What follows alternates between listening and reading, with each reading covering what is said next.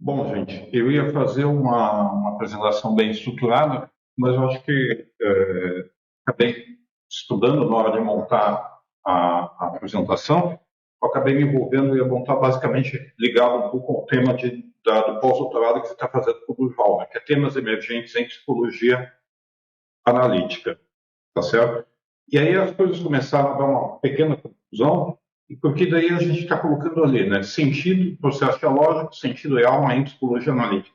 A gente começa que esse processo dialógico muitas vezes é a conexão entre o ego e o inconsciente, então nesse diálogo entre o ego e o inconsciente a gente vai constituir um sentido que emerge do self, faz uma espécie de contato com o self, e a gente vai constituindo também uma alma, vai constituindo esse terceiro elemento de conexão entre o ego e o inconsciente.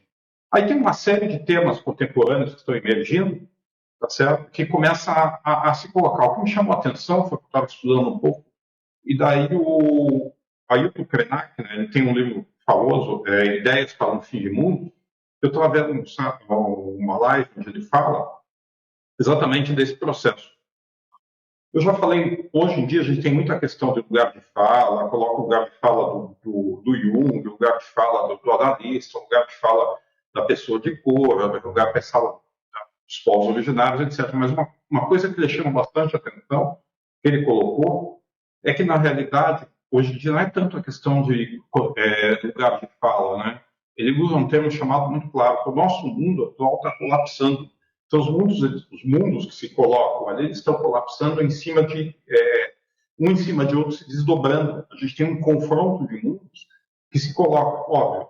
E o mundo aí, numa visão muito clara, a gente pode pegar pela fenomenologia, né? Também por Jung, no sentido de mundo como uma organização da realidade psíquica e da fenomenologia mundo como a gente percebe, e ligar que cada cultura, cada povo vai ter uma estruturação do mundo, vai ter uma conexão com o céu, vai ter alguns mitos que se colocam. Então, o que ele está falando, da realidade, é que antes de ter a questões, de certa forma, que está por trás de todas as questões de sombra, culturais, etc., é o colapso de um mundo, o colapso de outros mundos que estão vendo. Então, o que a gente tem? A gente tem rapidamente, quando o europeu coloniza o Brasil, a gente tem um colapso do mundo dos povos originários. Quando o europeu escraviza a África, a gente tem um colapso daquele mundo. Tá? E a gente pode perceber que esse mundo europeu, de certa forma, ou esse mundo do qual a gente constituiu toda a nossa ciência, do qual Jung e a psicologia analítica, a psicologia de modo geral se coloca, ele está colapsando, certo? Então a gente tem um colapso que se institui, que a gente está relativamente perdido. Todo mundo, ele se estrutura, ele tem um sentido de self, ele se coloca. E a gente tem que lembrar o Jung quando ele fala do vermelho. O self também é o sentido, mas também é o contrassentido, aquilo que está, tá certo? E ele tem, do outro lado, o suprassentido e também tem o caos. Então o self, ele envolve, na realidade, tudo isso daí. E é interessante a gente perceber que a gente lembrar que o grande mito da constituição do sentido é o mito do herói. Tá? E o Júlio Cortázar, que eu estava lendo dessas circunstâncias, desse navegar pela internet, ele tem uma interpretação interessante do mito do Teseu e do Minotauro, tá? Que ele mostra exatamente o que faz quando esses mundos colapsam. Então, a gente pode tentar entender quando esse mundo colapsa ou quando um mundo faz o outro mundo colapsar. Vou tentar colocar aqui um vídeo que foi apresentado na original, tá certo? Ele está no YouTube. O vídeo é, então, Júlio Cortázar sobre o Minotauro, no canal Mais Literatura no YouTube. Eu fiz um recorte e uma tradução livre do mesmo, tá certo? Sempre estive interessado em literatura e mitologia gregas, mas não a ponto de me identificar bem naquele grupo. Não há nada de grego nisso. Então surgiu a ideia do labirinto com o mito de Teseu e o Minotauro. Mas acontece que eu vi o reverso, e foi isso que me interessou. E quando cheguei em casa comecei a escrevê-lo. Realmente, o conceito está no oposto. Existe a versão oficial do mito de Teseu. Ele é o herói que entra no labirinto guiado pelo fio de Ariadne para poder voltar. Procura por aquele monstro aterrorizante que é o Minotauro, que devora os jovens reféns. Então ele o mata e ele sai como grande herói. Eu vi nisso totalmente oposto. O que eu vi nele, no Minotauro, eu vi o poeta, o homem livre, o homem diferente, e, portanto, ele é o homem a quem a sociedade, o sistema, bloqueia imediatamente. Às vezes, eles colocam nas clínicas de transtornos psiquiátricos. Às vezes, os colocam em labirintos. E, nesse caso, eles deixam esses labirintos para um outro labirinto. E então acontece. Por outro lado, Teseu é o defensor perfeito de ordem. Ele entra lá para fazer o jogo de Minos, o rei. Ele é um pouco como o gangster do rei que vai matar o poeta. De fato, naquele poema, quando você reconhece que o segredo do Minotauro é que o Minotauro não devorou ninguém, o Minotauro é um ser inocente que vive com seus reféns, ele brinca e dança, eles estão felizes dentro do labirinto. E então vem esse jovem, Teseu, que tem os procedimentos de um perfeito fascista e mata imediatamente. Relacionamos isto. Ele é o nazista, se você quiser. Mesmo olhar, estão todos no mesmo jogo.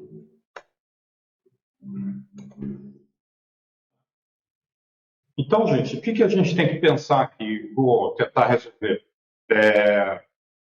Se vocês puderem, bom, basicamente o seguinte: o que o Júlio Cortázar faz? Ele faz uma releitura ao contrário do mito do herói em cima do Teseu e do Minotauro. O Minotauro está preso no labirinto, certo? O Teseu entra para libertar ele. Tá? A gente tem que pensar nesses colapsos do mundo. Quando a gente pensa, quando a gente estuda mitologia, a sociedade e o mundo que domina o mundo que vem, na sombra, sempre coloca o mito da sociedade vencida, da sociedade dominada, como,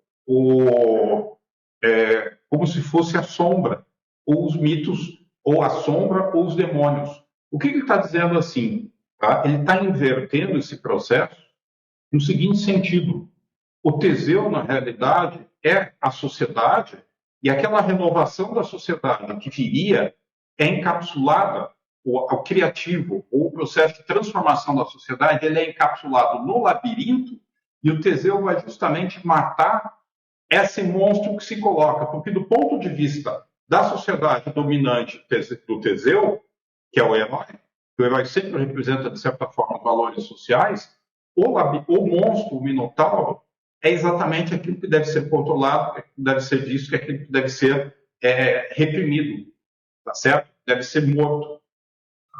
Então, o que a gente está fazendo isso? A gente está pensando que nesse choque de mundos, tá certo? Quando a gente pensa no sentido, a gente pensa no sentido exatamente do Teseu, que é a nossa leitura.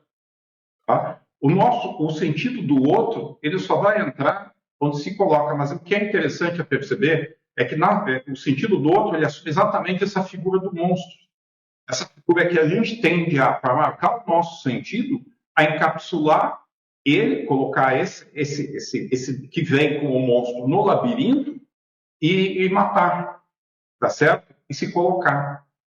É muito complicado isso, porque a gente vai pensar no surgimento do mundo. Aí não é mais lugar de fala, é mundos que se chocam e não tem muitas vezes elementos de consideração. Tá? E aí a gente vem exatamente um pouco do Heidegger, quando o Heidegger fala, ou algumas pessoas falam, que os nossos deuses, eles abandonaram o mundo.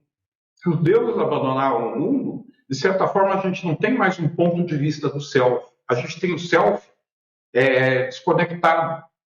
Tá certo? E é bem interessante a gente pensar uma leitura, não sei se vocês estão assistindo uma série do Neil Gaiman, quer dizer, série não, tem um livro do Neil Gaiman, tem uma série da Netflix chamada Deuses Americanos.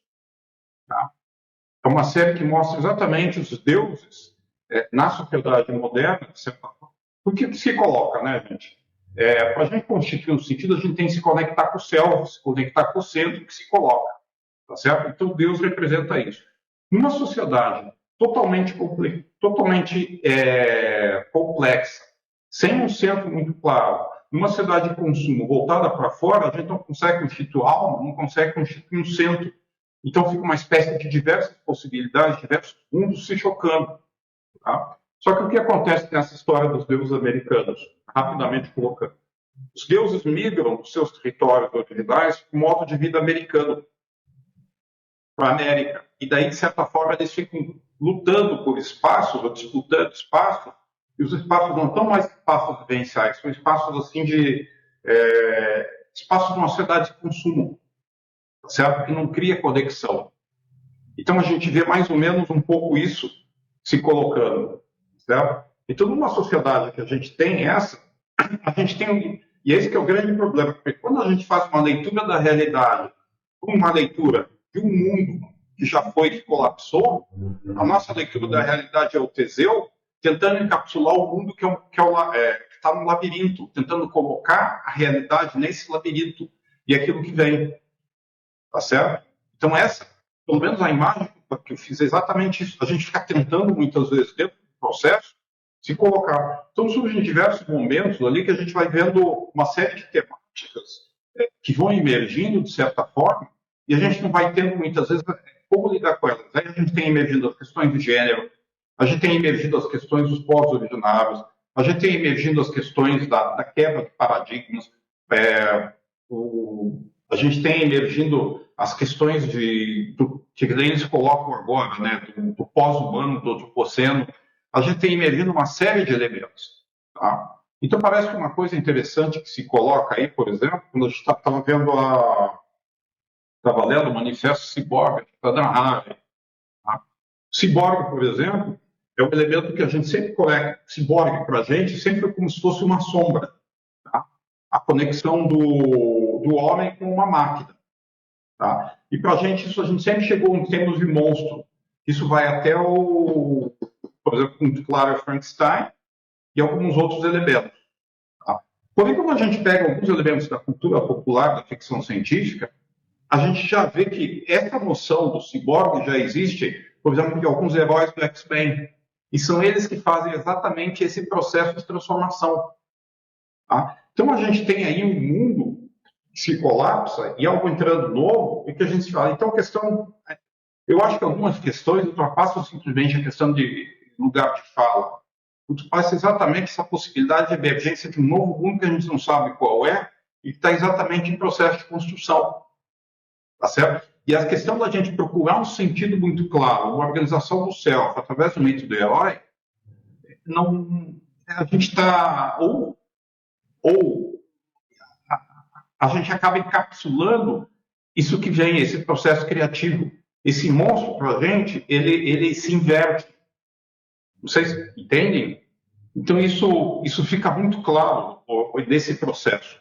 Então, a gente tem a noção, porque também a gente tem uma coisa muito clara. Quando o Jung trabalha, o Jung começa com a matriz kantiana, né? A matriz kantiana é o ser e o númeno, né? O fenômeno e o númeno, de alguma forma, a gente tentando pegar o númeno, que seria a essência, e o fenômeno aquilo que aparece, certo? A filosofia ocidental, a ciência, tradicionalmente, ela tem marcado essa ideia do ser, uma ontologia buscada na busca de uma essência. Tá? E existe exatamente uma flecha do tempo em direção ao ser, ou a gente, como se coloca. Só que o que acontece? Nesse colapso de mundos, nesse se coloca, a gente não tem mais uma ciência ou um investimento ligado ao ser, ligado a uma essência do céu, ou ligado a uma noção clara. A gente tem uma ciência, um conhecimento, um saber, que se coloca em função do dever, em função do processo da transformação. Tá? Então, é como se dissesse, o processo de individuação ele tem um sentido, ele tem uma meta, mas essa meta sempre é fugidia, ela sempre vai se alterando a todo instante. A todo instante a gente vai ter que fazer renegociações, novos diálogos que vão ser exatamente provisórios. Tá? Até porque a gente não tem o que se coloca. Então a fenomenologia marca muito isso, né? Essa ideia do fenômeno que a todo instante se aparece sem uma essência por trás, sem alguma coisa que dê um sentido último onde a gente se coloca. E é interessante pensar nesse sentido último, dar um retorno, que quando a gente cria uma essência, a gente cria um movimento em direção à essência, em direção à saída dela. Tá certo? E o Márcio estava comentando como a gente tem um tempo que se coloca. A ciência, de certa forma, a teoria dos complexos, de certa forma, no Jung, a primeira teoria que ele faz, a primeira leitura do Jung, é uma teoria centrada no ego, uma teoria que a gente vai traçando o processo desde o complexo do inconsciente até a integração da consciência. Tá? Ele é uma teoria que ele está dentro de um modelo de uma ciência, de certa forma, que é linear no sentido de uma flecha temporal. Quando eu tenho essa flecha temporal, a gente pressupõe que a gente consegue retornar aquilo que vai. Essa é uma leitura do Jung. Existe um outro Jung, que é o Jung romântico, que existe uma realidade sempre nova, sempre criativa, generativa. Ou seja, a gente não consegue retornar a flecha temporal. A gente sempre tem algo novo que surge que é diferente do que veio. Tá? Aí tem toda uma questão da Elizabeth Stengers, da flecha do tempo, dos processos iterativos, mas isso que a gente coloca. Tá? Então, na realidade, quando a gente trabalha mesmo, dou aula, muitas vezes eu falo etapas da transformação, etapas da integração do complexo. Na realidade, o que a gente está fazendo? A gente está delimitando um espaço que a gente sabe que, na realidade, é um espaço artificial dentro de um mundo total em dever. Então, isso fica muito mais claro que esse mundo que a gente coloca, que Jung constituiu, que a gente vive, de certa forma, uma sociedade ocidental, é um mundo, de certa forma, que está colapsando, tanto pela emergência de outras civilizações que se colocam, tanto pela emergência da crise planetária, quanto pela emergência de tecnologia, que questiona exatamente o sentido do humano, certo? Então, a emergência do sentido, eu acho que quando o Jung fala de um dos mundos, ele está relativizando, é quase como se falasse o humano, tal como a gente pensa, é um humano de um determinado mundo. Os novos mundos que vêm vão ser outros tipos de homens, outros tipos de seres, outros tipos de humanos. Tá certo? Não vai existir mais essa centralidade que se coloca. Esse sentido é um sentido muito fluido, muito fugidio. E essa imagem, para mim, que se coloca, essa imagem de os deuses nos abandonaram, tem, tipo, aonde que vai emergir e aonde que vai aparecer os novos deuses ou os novos sentidos, tá? Então a alma também a gente constitui de uma forma alma muito bonitinha, né? O nosso esquema teórico, mas é um esquema teórico fundamentado num mundo que está colapsando, da certa forma, inclusive de sentir esse mundo, de se colocar. Eu acho que é basicamente isso que eu queria colocar, tá? E para a gente perceber, então, exatamente essa ideia, que muitas vezes o nosso herói, muitas vezes não é o herói do Teseu, é aquilo que muitas vezes, pela nossa leitura, a gente vai ver exatamente como um minotauro. E muitas vezes a gente coloca ele dentro de um labirinto e mata, mas a gente está matando ou sufocando exatamente essa nova emergência. Só que a gente tem que pensar em símbolos, né? Quase como se fosse uma ilha de Lerna, né? A gente mata um pouquinho, mas algo surge novamente. Tá certo? Eu acho que é só isso aí, tá?